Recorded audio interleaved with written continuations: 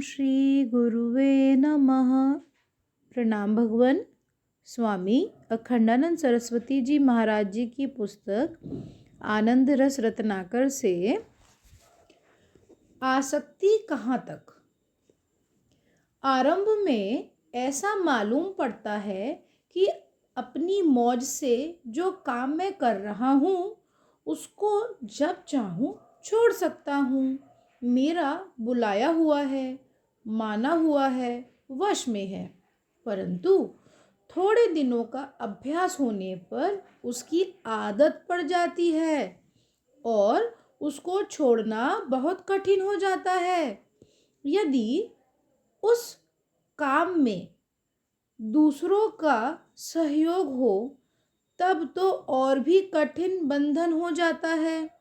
अतः जिस कर्म को कम से कम जीवन भर निभा सकते हो, उसमें निष्ठा रख सकते हो, उसी की आदत पड़नी चाहिए। बहुत अच्छी बात है भगवान। ये लाइन, जिस कर्म को कम से कम जीवन भर निभा सकते हो, उसमें निष्ठा रख सकते हो, उसी की आदत पड़नी चाहिए। आप जिससे प्रेम करते हो जीवन भर कर सके। आप जो काम करते हैं वह अंतिम क्षण तक अपनी निष्ठा के रूप में रह सके।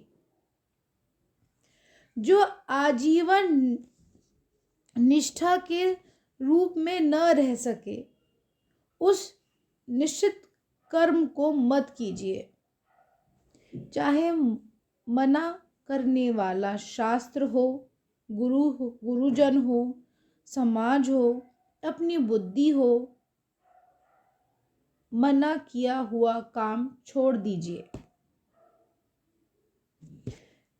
हिचकिए मत, बिचकिए मत, लचकिए मत, छोड़ दीजिए। जो काम आप कर रहे हैं, क्या वह करने से ही आपको संतोष या तृप्ति नहीं है, उसका कुछ फल चाहते हैं, तब वह 2 कौड़ी का काम हो गया। फल मुख्य, कर्म गौण।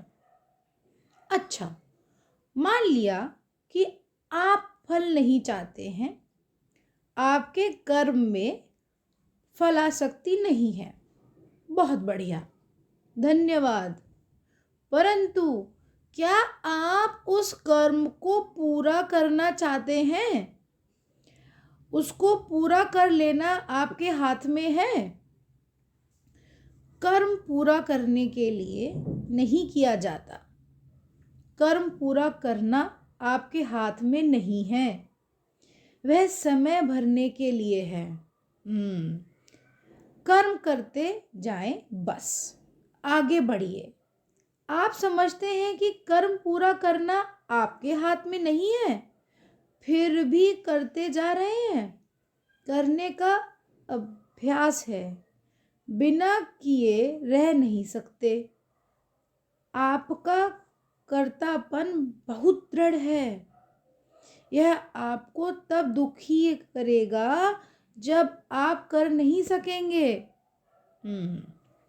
फिर तो अपने को अकृत समझना आवश्यक है। परंतु अकृतापन को बोझ बनाकर अपने सिर पर मत थोपिए। अकृतापन भी एक अभिमान ही है। फलासक्ति, कर्मासक्ति,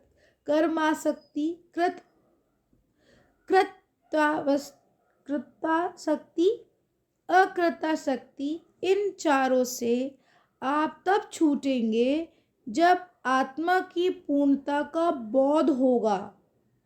आ जाएं हमारे साथ, आप पूर्ण हैं।